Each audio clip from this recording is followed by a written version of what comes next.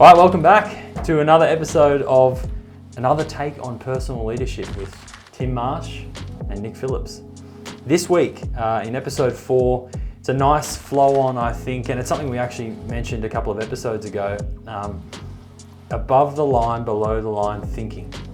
So Tim, as I ask you every week, what's front of mind for you on above the line, below the line thinking? And perhaps it starts with explaining what that is. Above the line, below the line gets used in all sorts of theories and terminologies, locum of control. There's people who've changed, sometimes not to get confused, there's green lines and red lines and all sorts of things. Yep. If you effectively look at it is, where am I in terms of my attitude? Okay, and I'm using my terminology. And below the line is in that attitudinal space of blaming others, justifying, looking for problems rather than solutions, relying on luck, good luck or bad luck. It's a very unconscious state. It doesn't require a lot of energy, and all of us are in it in some shape or form every day. Then there's the above the line, and that's obviously some of these things are opposites. So solution focused, looking towards the future, being proactive. I just want to specify it's not intended to be about this eternal optimist and everything's perfect. Like in both above the line, below the line attitudinal spaces, some stuff still happens that we don't want to happen and doesn't go the way that we would like, and problems, issues, etc. But it's how we approach it, and that's the delineation is there's a line there to say that I can either go below the line on something or above the line. So flat battery in the car, I'll normally go below the line first of all. Yep. And it might be who else used the car and might have run the battery down or whatever. You come to a point where you go, well, no use being focused on that. I'll get RACQ in or whoever to get the battery replaced, and off I drive. Now, there could be a response from certain people depending on how much they spend above or below the line personally. That could send them into a downward attitudinal spiral for the whole day. Yes. Whereas someone else might just go, it happened, I moved on. And within a short period of time, they're now above the line and looking ahead. So it's not a judgment thing about saying people who are below the line are rubbish or useless or whatever, and the people above are perfect. But it's an opportunity to actually challenge yourself and understand others. Is where are they? Where are they at this point in time? So if we come back to this simple part of, if you draw a line and you say this is above and this is below, where am I right now? Where's my attitude right now? And it might be, well, I'm around about on the line. The important part of this is that, why do we want to be aware of it?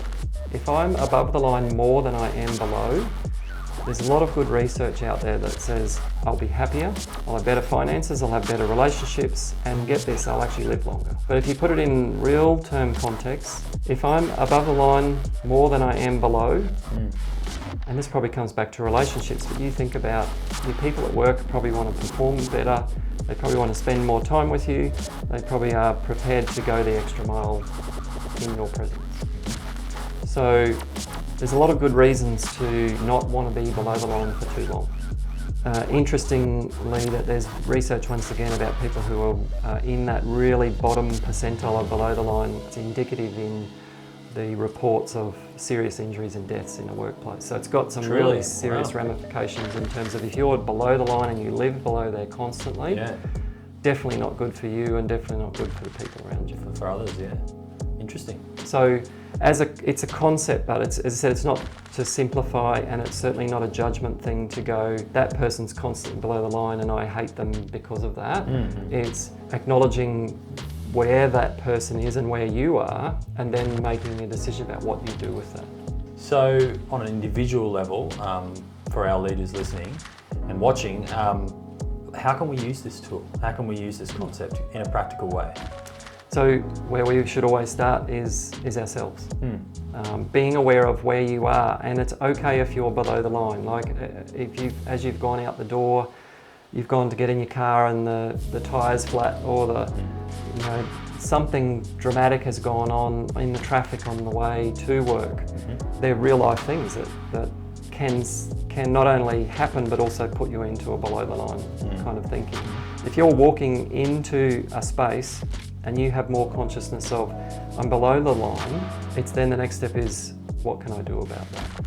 And it might be I need to stop outside and take a couple of breaths and just, get myself a bit more centered. Yeah. Or it might be I need to go get a coffee first and not talk to anybody else, not be rude, but just each person might need to play with some of their own strategies before they even walk into that office. And for some, it could just be as simple as, I'm below the line, I have this ability to, and I make it sound really easy, but to flick a switch to be at least on the line.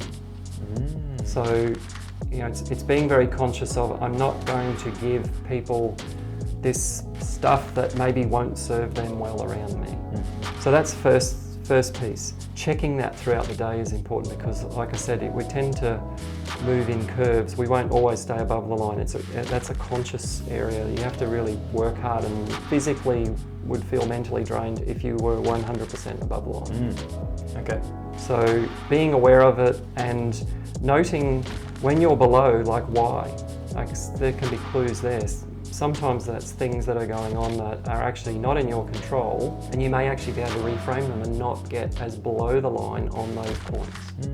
So it's not about going, someone's done something really wrong and I'm just going to pretend I didn't see it and that'll keep me above the line. We're talking about where someone's going, my boss drives me crazy, or I can't stand working with Jenny or John or whatever, and that's putting me in a constant below the line state.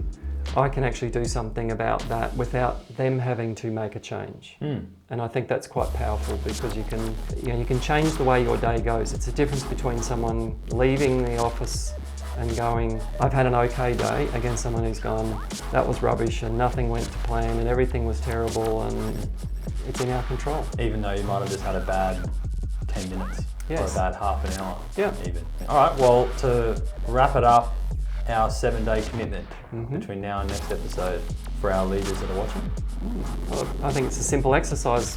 Have a piece of paper in front of you, draw a line, mark where you think you are, and there'd be people who are maybe looking for more information. If you look for Locomob Control on the internet, get a sense of where you are now and think about, why am I there? And do that as a starting point. And if you're brave enough, map that throughout the day and make a couple of notes on it and see where you end at the end of the day.